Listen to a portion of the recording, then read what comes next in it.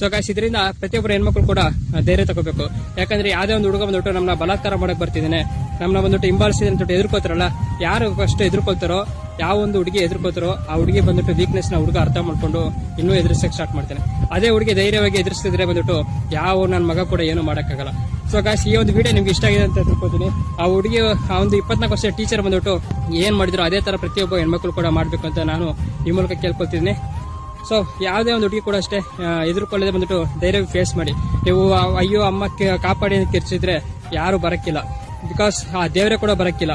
ಆ ದೇವರು ಪ್ರತಿಯೊಬ್ಬರಿಗೂ ಕೂಡ ಒಂದು ಧೈರ್ಯ ಕೊಟ್ಟಿರ್ತೇನೆ. ಸೊ ಅದೇ ನಿಮ್ಮ ಒಂದು ಆತ್ಮಶಕ್ತಿಯ ಧೈರ್ಯ. ಸೊ ನೀವು ಬಂದ್ಬಿಟ್ಟು ಧೈರ್ಯ ಫೇಸ್ ಮಾಡಿ. ಪಕ್ಕದಲ್ಲಿ ಯಾವ್ದಾದ್ರು ಕಲ್ಲಿದೆಯಾ ಅದನ್ನ ತಗೊಂಡು ಅವ್ರ ತಲೆನ ಹೊಡೆದಕ್ಕಿ ಏನಾದ್ರೂ ಒಂದು ಮಾಡಿ, ಬಟ್ ಎದುರ್ಕೊಂಡು ನಿಮ್ಮ ಒಂದು ದೇಹನ ಬಿಟ್ಕೊಡ್ಬೇಡಿ. ನಾನು ಸೋತದೆ, ನನ್ನಿಂದ ಆಗೋದಿಲ್ಲ ಅಂತ ಬಿಟ್ಟು ನೀವು ಯಾವ ಬಿಡ್ತಿರೋ ಅಲ್ಲೇ ನೀವು ಬಂದ್ಬಿಟ್ಟು ಸತ್ತಿದಂಗೆ.